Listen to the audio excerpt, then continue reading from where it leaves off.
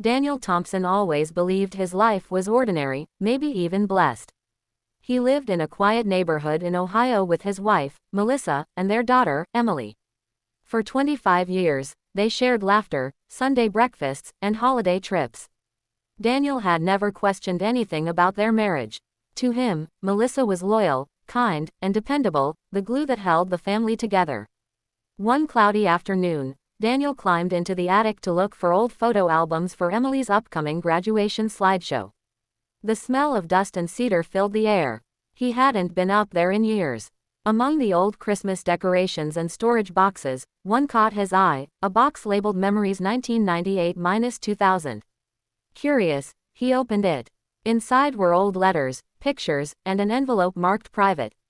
Inside the envelope was a folded paper, yellowed from time. At the top, it read DNA paternity results. Daniel's breath caught. He hadn't taken any test like that. As he scanned the lines, confusion turned to disbelief. The test listed Melissa's name, and a child's name, Emily Thompson. But the results said, excluded as biological father. His world froze. He reread the document a dozen times, hoping he was misunderstanding something. But the date was from over 2 decades ago, around the time Emily was born. He sat in silence for nearly an hour, staring at the paper. Memories flashed through his mind. The day Emily was born, the first time she called him Dad, her first dance recital.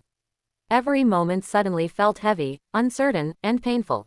When Melissa returned home that evening, Daniel sat at the dining table with the envelope in front of him. "Melissa," he said quietly, "what is this?" Her face drained of color. She didn't have to look twice to know what it was. "Daniel," she whispered, voice trembling, "I can explain."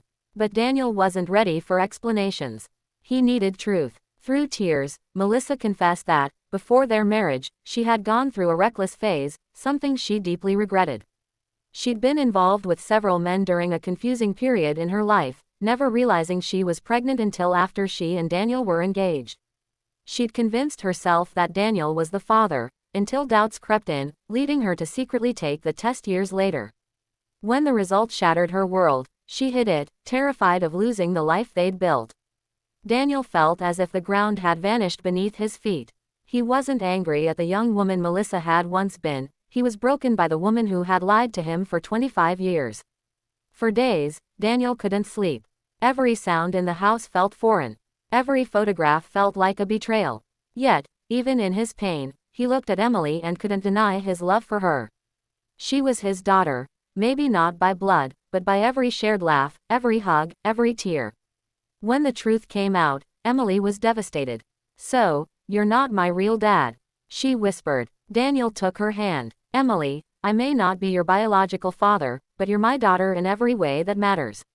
His words brought her to tears. She hugged him tightly, a moment that would forever stay with both of them. Melissa begged for forgiveness. "Daniel, I was young and stupid. I never wanted to hurt you. I was scared." Daniel replied quietly, "You didn't just hurt me, Melissa. You erased my right to know the truth. For 25 years, you decided what I deserved to know." After weeks of silence, Daniel decided to take action, not revenge out of hatred, but justice for himself. He spoke with a lawyer, separated from Melissa, and filed for divorce.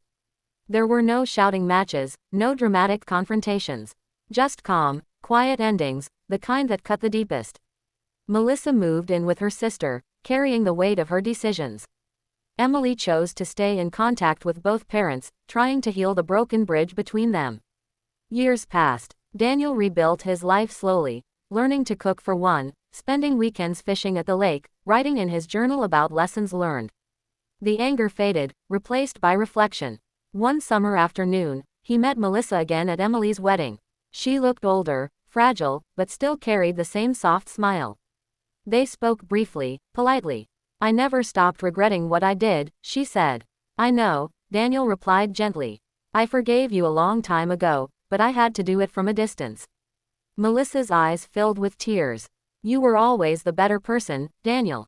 He shook his head. "No, I just learned that peace matters more than punishment." As the wedding music played, Daniel watched his daughter dance, her joy radiant. Despite everything, she had turned out kind, wise, and full of grace. That was his real legacy. That night, Daniel wrote in his journal. Greater than, truth always finds its way home. It may arrive late, but it brings freedom with it. Forgiveness isn't weakness, it's how we heal and begin again. Standing on a quiet hill overlooking the town where he'd built and lost so much, Daniel felt the cool wind on his face. For the first time in decades, he felt free. The story didn't end in bitterness or revenge, but in growth. Daniel's revenge wasn't destroying Melissa, it was becoming happier than the pain she caused. He learned that love built on lies may crumble, but love built through truth and forgiveness will endure forever.